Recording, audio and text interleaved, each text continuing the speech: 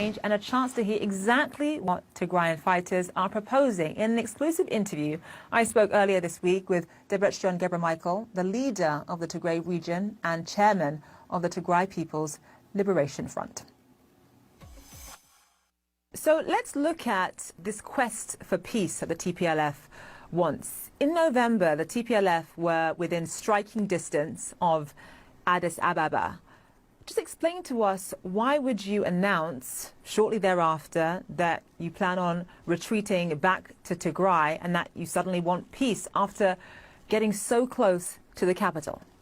Yeah, you're right. We're so close to the capital, but we have to conduct an assessment on the current progress on the ground and broadly on the diplomatic front.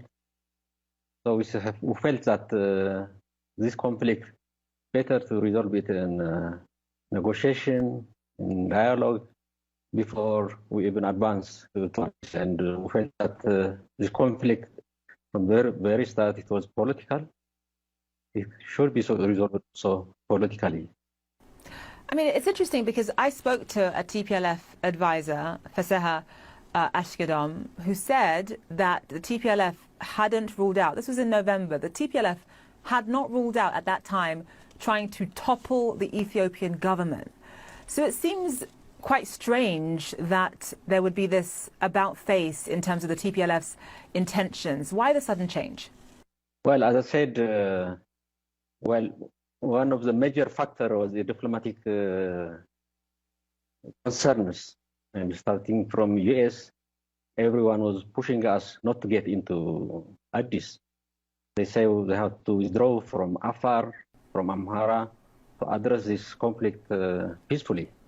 The same with the Ethiopian government as well. So the call were coming from every corner, and were also, as I said, we haven't ruled out, toppling the government, but we have to work with the international community. We just cannot step in by ourselves. But sir, when you look at the history of Ethiopia, the TPLF ruled Ethiopia for about a quarter of a century and waged two very, very bloody wars. Can you see why people in Ethiopia on the ground, some people might hear this and be somewhat skeptical? Well, we know, the background of our political development in the country, and while we were governing as part of the coalition of PRDF. But yes, there are so many political issues that should be resolved, that need discussion, and that is one of our reasons why we should not push, because there are issues that we have to address, with the several political groups of Ethiopia, be it with the Oromos, the Somalis, and others. So although we have created a coalition, that is another factor. There are issues that we have to resolve, that there are issues that we have to settle before we even topple government. So not only the military advancements that we have to consider, political understanding, because there are many issues that we have to settle. Okay, so what do you need from outside mediators at this point? We need, this cessation of hostilities to be formal. Then after, the humanitarian assistance has to be facilitated. Our people are dying because of lack of food, because of lack of medicine. So our people has to be supplied with the necessary assistance. At the same time, we have to work also on lifting the siege.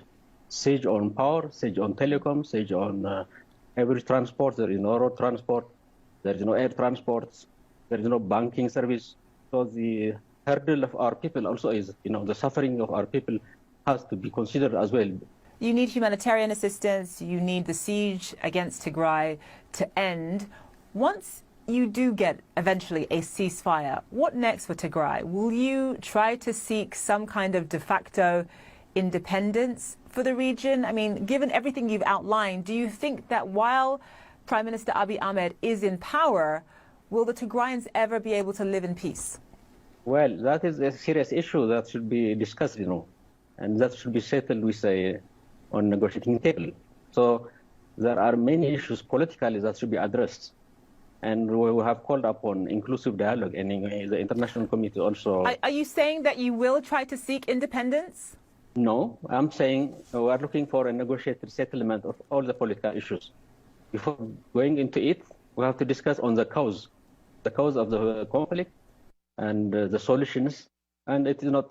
It depends not upon us and upon us or with the federal government. All the political forces of Ethiopia has to sit down and discuss, and then let's come out with a resolution for how to move forward. So the TPLF has a partnership, if you will, with the Oromo Liberation Army. Where do they stand in this quest for peace, in this quest for a ceasefire? Are they on board? Do they want the same thing? Will you have to sort of split from them and go your own way in terms of pushing the central government for a ceasefire? You know, this political problem, although it appears it is between Tigray and the federal government, but this same problem, actually, it's about governance, you know, it is the fight. The real reason for the fight is a conflict between this unitary kind of government or imperial kind of government with multinational federalism. So all forces who believe on this federalism, on multinational federalism, are all together. They are fighting against the unitary government. So the Oromos, the Somalis, the others are the same bloc. So we have the same interests. Final question, sir. Can you definitely rule out that if a ceasefire was to happen, that Tigray will definitely not try to seek independence? As I said, independence cannot come immediately. As you know, in our constitution, we have a referendum. We have a right to secede, but there is a process, a long process. You have to engage the people. You have to engage all the political groups. You have to engage many others. So that's an outcome. It cannot be an immediate kind of result. The immediate one is this possession of hostilities and then negotiate ceasefire. We have to go to dialogue. It takes a long time. So I will not say there will be an outcome of secession immediately. Okay, but it is a possibility. It is a possibility that eventually Tigray would seek independence and try to break away from the rest of Ethiopia. That is what you're saying. It is a possibility.